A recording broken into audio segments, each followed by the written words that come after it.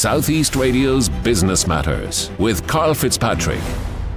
Well, John O'Shanahan from LeanBPI is working with many of the local enterprise offices across the country to help businesses to go digital. John joins us now to explain how he works with these businesses to get them ready for succeeding in a digital world. John, you're a lean management consultant, so you might remind us about lean management principles and the benefits which it delivers for businesses. Good morning, Karl. Delighted to be on this morning. The principles of lean management are to reduce waste in your processes, or a simple way to think about that is, what do you do, how do you do it, and how can you do it better? And you're always trying to improve your current processes, and it never ends, really. It's not that you're never satisfied, but you're always looking for the next improvement. So the principles are very simple. It's an ongoing thing then to implement that, but that's the basic principles of lean management. And from being in and out of so many businesses over the years, what are the common mistakes that businesses make when it comes to management? The common mistakes that businesses make are that the processes are not very strong, and as a result, the business is spending too much time, working through their tasks and keeping the show on the road. So finding time to stop and improve the process delivers in the long run. So you have to invest some time to get that ball rolling. And then once you start to see that, you're up and running then, and it becomes kind of self-perpetuating.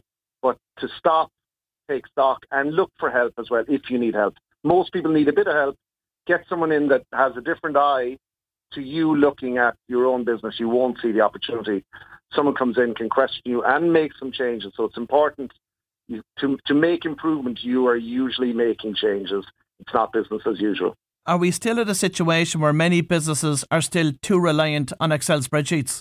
Yeah, Excel spreadsheets, when they came out, they were like AI today. They were a fantastic addition. Prior to Excel spreadsheets, we had very complicated spreadsheets. Excel came and everyone got on board with that. But now they are being phased out, even though Excel is a very modern system still. Going to the cloud and integrating with digital forms, while that can be done on Excel, there's a lot more in the digital landscape than just using, a cloud-based Excel spreadsheet. So it's moving away from spreadsheets that people are filling manually to call the spreadsheets are in the background now, and people are working through forms and little database things where they can integrate lots of different things. What are the most common digital tools that you are recommending to businesses to use to become more productive? It really depends, Karl, on where the business is at. So a rule of thumb that I apply is some businesses need a comprehensive system because their processes are quite complicated. So, for example, a common example of that may be somebody that's taking orders for sports shirts and doing embroidery, and they've lots of different activities. They might have e-commerce, production, as well as, taking the orders and payments, etc. So they will tend to need an overall system, but many businesses just need to upgrade their Excel sheets to get started. Many businesses in the country are operating, apart from the accounts package, the rest is done in Excel spreadsheets. There's a big lift to be had by modernising those systems. And then if you do need a more complicated system, then you go for that. But I would do that when you need it, not, just to go digital. What about AI? Are you finding many businesses are now adopting AI tools into their processes? Not yet. What we would see is that the more progressive companies are using, generative AI, like products like ChatGPT, even just to use that instead of Google for a lot of businesses, depending on the business. They'll find that very useful. But we're at the early stages of AI, and with so-called use cases, how people apply that in small business, that's really not there yet. And it's a bit like, don't think of AI if you're still using Excel spreadsheets. Think step by step, walk, crawl, run when it comes to digital. You have to go through the gears a little bit. So start at the beginning and work your way through. By the time you advance, AI will have advanced as well, and you can kind of hop on the AI train when the time is right for that. Now, LeanBPI has developed a digital readiness assessment for microenterprises. Why did you feel that these businesses needed the service? So that's a good question, Karl. What we found, we're working in the digital space for about 6 years now. So we were involved in this pre-COVID. And what we found was that some companies were doing better than others, or some individuals were doing better than others. And we could have a chat with them and determine their readiness. And why is readiness important? Well, some people are at a higher level than others. Some people are at the very beginning. Some people are quite advanced. And we were looking for a tool where we could assess them without having to interview them. And then we can scale that as a result. So we can start to understand as well, not only for the individual, but also what's the makeup of our business population? Are the programs that are on offer, have we got more people at the beginning of the journey, which we suspect we have, but we don't know until we start to assess them. So we'll get two things out of that. We get the readiness of the individual, and then we've the combination of the results. So we can say, this is what the population looks like, and the individual gets their profile, and then the approach can be customized for that individual based on their profile. Why do microenterprises often struggle with the adoption and implementation of new technologies? Well, microenterprises and small businesses in general are juggling or wearing many hats. So that's one problem, that they don't have time for new things or for change in general. And then if you take your typical microenterprise or small business owner, they may not be exposed to technology like someone who may work in a multinational. So for example, if someone works in a multinational, the systems are there, they're digital systems, and people are surrounded by that and they're kind of brought along and get internal training. In a smaller business, that tends to not be the case.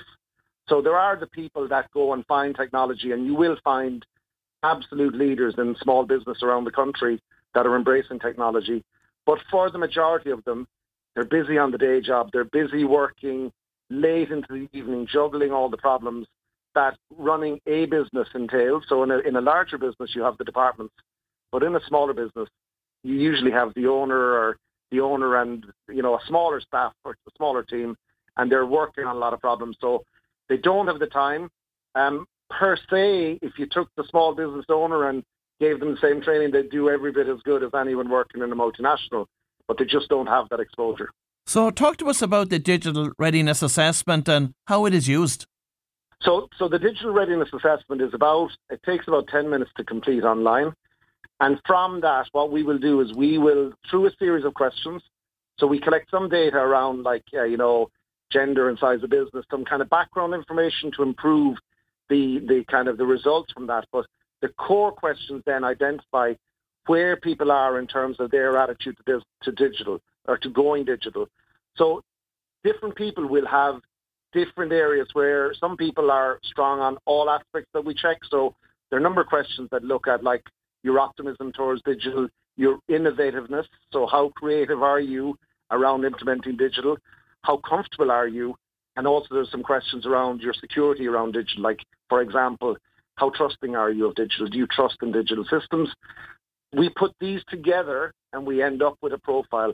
And then according to your profile, we can look and say, right, this is your profile. The profile does match the person. So it's a validated instrument. So this instrument has been through research and is a proven instrument.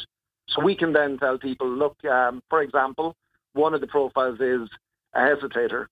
So a hesitator is someone, and this should appeal to a lot of the listeners, a hesitator understands that they should use technology, but they're actually not going to, go out and find the support needed if they need support to implement that. That's one profile, and that person needs a bit of encouragement to get involved. At the top end of the scale, we have a profile called an explorer. The explorer is the person that when you've asked them about ChatGPT when it came out, they said, yeah, of course I've been using it. I'm all over it, and I'm using it for this and this and this. And these are the other tools I'm looking at. So there are 5 profiles there, and everyone fits into one of the profiles, and everybody can succeed on digital.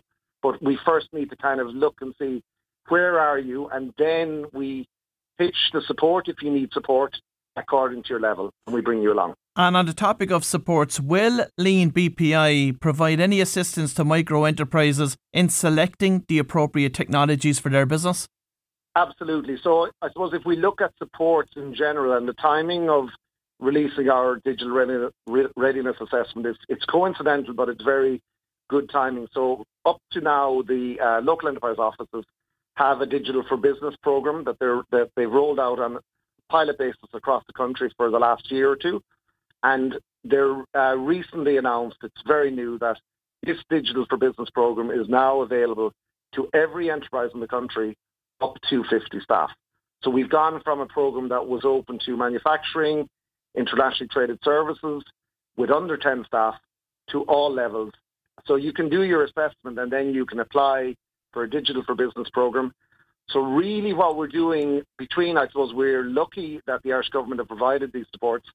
There is really no reason or excuse for a small business that wants to go digital that to get their dip their toe in the water and make a real difference. So on a short digital program can open your eyes as to what's possible when you implement a little project and then you start to see, oh, this can save me time. And really digital is the future. I don't think a small business will survive into the future without digital. Next year or two, no problem. But our businesses need to embrace digital and they need support along the way. So the government programs are there to support them. But then we need to see the take-up from the business owners. Some business owners, Karl, are at this for 5, 6, 7 years, and some are not starting, and some may not start. Even with a free program, they may not be comfortable. But we would appeal to everyone, get your readiness checked. And then let's say you're at a profile. One of the profiles is the avoider. They don't want anything to do with digital. Now, if you're an avoider in your business, what you need to do then is you need to say, okay, listen, I'm not the person to lead this. How about Johnny or Mary, or I have a nephew, or I have a son, I have a daughter, I have an uncle or a cousin. It doesn't matter. Get someone to help you with digital. So if you're an avoider, your business can't avoid digital. You might want to avoid it, but you still have to embrace that for your business.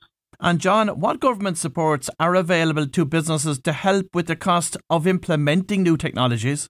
So the Digital for Business program, Karl, covers implementation. So while it's a short program, there are follow-on programs available. There's also the Lean for Business program that helps companies improve their competitiveness. So the supports are there. There's also a trading online voucher that helps companies.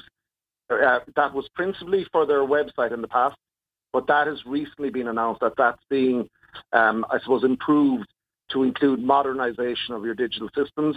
The details on that one haven't been released yet, but really what we would be saying to people now is the programs are there.